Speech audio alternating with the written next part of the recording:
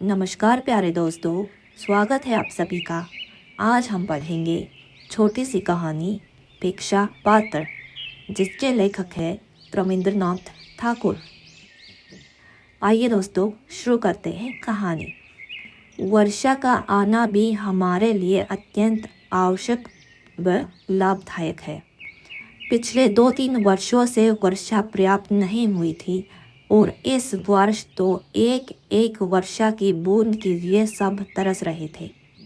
धरती पर सूखा पड़ गया था, फसल नहीं हुई थी, हरियाली और पेड़ पौधों में पीलापन आ गया था, घास सूख रही थी, पशु पक्षी प्यासे थे और उनके चहचहाने की आवाज़ें भी कम ही आती थी। नगर में अकाल पड़ा था। जिसके पास थोड़ा बहुत अनाज बचा था उसने बुरे दिनों के लिए संभाल कर रखा था। प्रजा में त्राही त्राही मची हुई थी, लोग परेशान थे, भूखे मर रहे थे, कोई रास्ता नहीं दिखाई देता था। गौतम बुद्ध से लोगों की परेशानी देखी नहीं गई। उन्होंने अपने शिष्यों को इकट्ठा किया, नगर के सभी धनी भक्तजनों की एक सभा बुलवाई। विनम्र स्वर में गौतम बुद्ध ने प्रश्न किया, प्रियजनों, बोलो, भूखी प्रजा को अन्न देने के लिए तुम में से कौन कौन तैयार है? गौतम बुद्ध की बात सुनकर रत्नाकर सेठ का माथा लज्जा से झुक गया। वह हाथ जोड़कर बोला, भगवान, इतने बड़े नगर के हर प्राणी तक अनाज पहुंचाना मेरे बस की बात नहीं है। तथागत ने अपनी दृष्टि घुमाई। उनकी नज़र सेनापति जयसेन पर पड़ी। जयसेन ने कहा, तथागत, प्राण देने से यदि भूखी जनता को अनाज मिल जाए तो मैं प्राण दे सकता हूँ, लेकिन मेरे घर में इतना अनाज नहीं है कि मैं पूरी नगर का पेट भर सकूँ। तभी धनी धर्मपाल बोला, भगवान, मैं तो पहले ही भाग्य का मारा हूँ। वर्षा न होने के कारण मेरे सारे खेत सूख गए हैं। जो थोड़ा अनाज बचा है उससे अपने परिवार का भी आधा ही पेट भर पाता हूँ।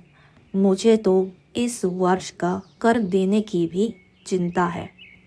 सभी एक दूसरे का मुंह ताक रही थी। तभी भीड़ में से अचानक एक युवती सामने आई।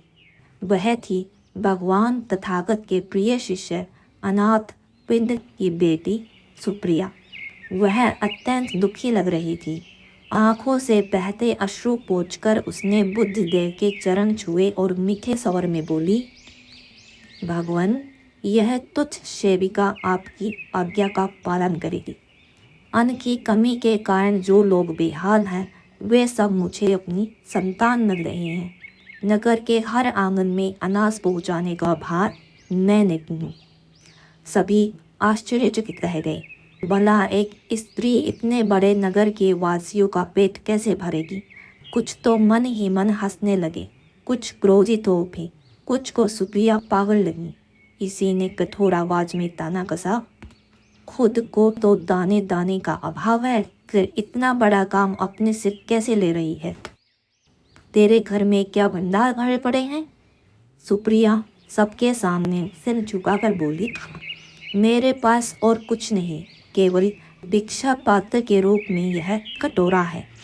मैं सबसे निर्धन हूँ, इसलिए मुझे मांगने में कोई लज्जा नहीं। हे प्रियजनों, आपकी दया के बल पर ही भगवान बुद्ध की आज्ञा पूरी होगी, मेरी शक्ति से नहीं। मेरा भंडार तो आप सबके घरों में भरा पड़ा है। आप दया करेंगे तो मेरा भिक्षा पात्र सदा भरा रहेगा। मैं बार बार आपके द्वार पर आऊँगी। आप जो कुछ भी देंगे वह भूखों को खिलाऊंगी। जब तक धरती माँ के आप जैसे पुत्र हैं तब तक चिंता कैसी? महात्मा बुद्ध ने मधुर मुस्कान के साथ आशीर्वाद देकर उसे उठाया और बोले, तथास्तु, तुम्हारा निश्चय पूरा हो। धनी सेठ लोगों ने अपने भंडार सुप्रिया के भिक्षा पात्र में उलीच दिए। सदैव पात्र भरा रहने लगा। सब लोगों का उद्धार हो गया। किसी भी अकाल पीड़ित को भूखा नहीं रहना पड़ा। उधर वर्षा ने भी संसार पर कृपा करके धरती की प्यास बुझाई। खेत फिर से हरे भरे हो गए, भंडार भरने लगे। सबने सुप्रिया को धन्यवाद कहा। धन्यवाद प्यारे दोस्तों।